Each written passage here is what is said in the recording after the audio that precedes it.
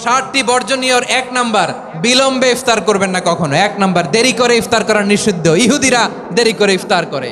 লা ইয়াজালুন নাসু আলা খাইরিন মা আজ্জালুল ফিতরা।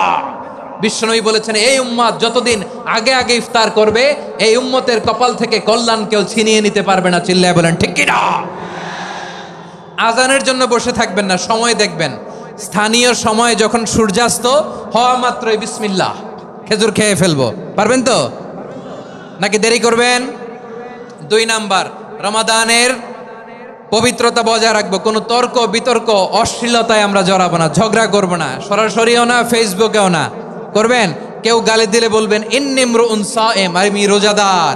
আল্লাহর হাবিব শিখিয়েছেন, কেউ যদি তোমার গালি দেয়, কটু কথা বলে, অশ্লীল কথা বলে, রমজানে তুমিও বলতে পারবে না। তুমি বলতে পারবা ইন্নিমরুউন সায়েম, আমি রোজাদার। আজকে থেকে নিয়ত করেন, রমজানে কেউ গালি দিলে আপনি একটা গালি দিবেন নাকি? কি বলবেন? রোজাদার, রমজানের পবিত্রতা আমি ভঙ্গ করতে পারবো না। অশ্লীল নাটক সিনেমা আমরা দেখব না।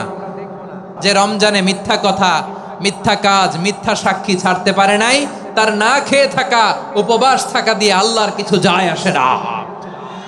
এজন্য মিথ্যার সাথে আমাদের কোনো সম্পর্ক আছে? মিথ্যা বলবো না। 4 নাম্বার, অপচয় করব না। ইন্নাল মুবাযযিরিনা কানু ইখওয়ানা শায়াতিন ওয়া কানা শাইতানু লিরাব্বিহি কাফুরা। অপচয়কারী শয়তানের ভাই। আচ্ছা, যে শয়তানের ভাই ও নিজেও আরেকটা কি? শয়তান। যে শয়তানের ভাই ও নিজেও আরেকটা কি? অপচয় করব না। ইফতারি করতে যে আমরা অনেকে অপচয় করি, এগুলো করবেন আপনারা না। অপচয় অপব্যয় করব না। 5 নাম্বারে, রিয়া, লোক দেখানো ইবাদত আমরা করব না। লোক দেখানোর জন্য নামাজ, রোজা, জিকির, তেলাওয়াত, দান, সদকা এগুলো করলে আল্লাহর দরবারে এগুলো কবুল হবে। বিশ্বনবী বলেন, দাজ্জালের ফিতনার চেয়ে একটা বড় ফিতনার ভয় আমি করি, সেটা কি? আর রিয়া, শো অফ মেন্টালিটি, লোক দেখানো মানসিকতা। এটা থেকে আমরা বিরত থাকবো ইনশাআল্লাহ।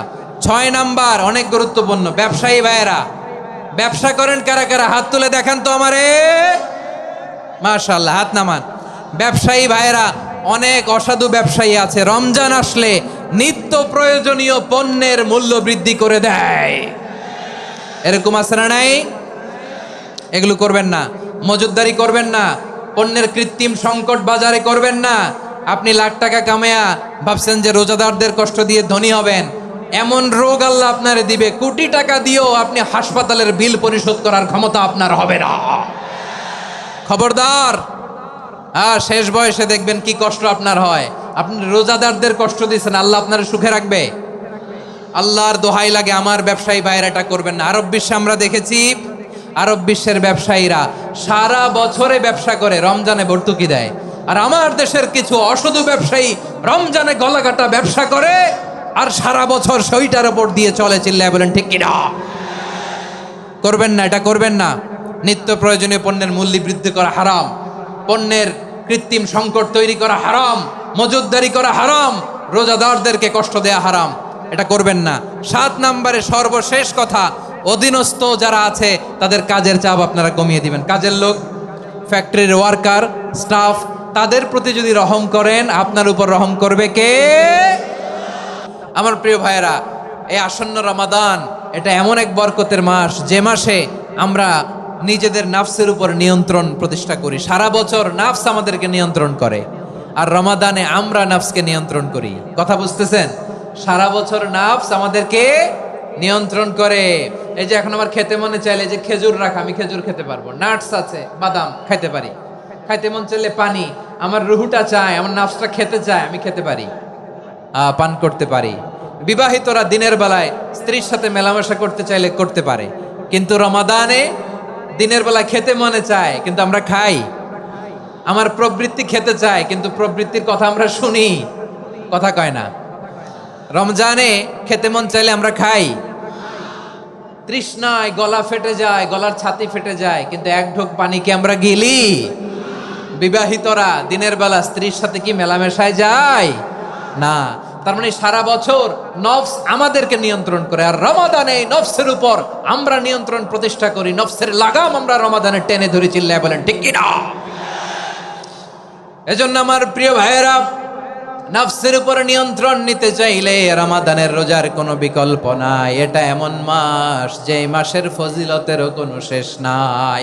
এই মাসকে বলা হয় দ্য মান্থ অফ হোপ। এটা আশা জাগানিয়া মাস। রমজানের কথা শুনলে আশা জাগে না হৃদয়ে? হ্যাঁ, ইদা জা রমাদান ফুতিহাত আবওয়াবুস সামা ওয়া গুল্লিকাত আবওয়াবু জাহান্নাম ওয়া সুফিদাতিশ শায়াতিন। রমাদান আসলে আকাশের দরজাগুলো খুলে দেয়া হয়, মানে জান্নাতের। জাহান্নামের দরজাগুলোকে লক করে দেয়া হয়, শয়তানকে চেইন আপ করা হয়। ইবাদত করলে শুধু করতেই মনে চায়। চিল্লায় বলেন না সুবহানাল্লাহ। রমজানে ইবাদতে যেই মজা পাওয়া যায় সারা বছর অন্য কোনো মাসে এই মজা আপনি পান? আমার চাঁপাইনবাবগঞ্জের ভাইরা আওয়াজ করে বলেন না, রমজানে ইবাদতে যেই মজা অন্য মাসে এটা পান?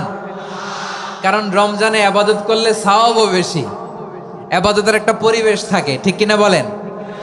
অন্য মাসে ইবাদত করলে এর সওয়াব পাওয়া যায় গাণিতিক হারে, রমজানে ইবাদত করলে সওয়াব বাড়তে থাকে জ্যামিতিক হারে। সুবহানাল্লাহ কইবেন না?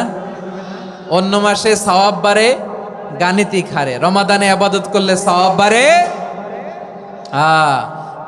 কিভাবে জ্যামিতিক হারে বাড়ে দেখেন। রমাদানে একটা নফল করলে ফরজের সমান সওয়াব, একটা ফরজ করলে 70 থেকে 700 গুণ সওয়াব, রমজানে ওমরা করলে হজের সমান সওয়াব। সুবহানাল্লাহ নাই? দ্য মান্থ অফ হোপ, আশা জাগানিয়া মাস। এই মাস আমাদেরকে হোপফুল করে, আশাবাদী করে। রমাদান যেমনি দ্য মান্থ অফ হোপ, আশা জাগানিয়া মাস, এট দ্য সেম টাইম এই রমাদান হচ্ছে মান্থ অফ ওয়ার্নিং, একটা ওয়ার্নিং এর মাস। নবী যেমনি আশা জাগাইছে আবার ওয়ার্নিং দিয়েও গেছে, খবরদার। ওয়ার্নিংটা কেমন? আল্লাহর হাবিব সাল্লাল্লাহু আলাইহি ওয়াসাল্লাম মসজিদে নববীর ভেতরে হঠাৎ তিনি মসজিদে নববীর মিম্বারে পা রেখে বললেন আমিন। দ্বিতীয় ধাপে পা রেখে বললেন আমিন, তৃতীয় ধাপে পা রেখে বললেন আমিন। সাহাবারা অবাক হয়ে বললেন ইয়া রাসূলুল্লাহ, ইয়া হাবিবাল্লাহ, 3 বার শুধু আমিন আমিন পড়লেন, কেন পড়লেন আমরা কিছু জানি না, আমাদেরকে জানিয়ে দেন কেন আপনি 3 বার আমিন বললেন।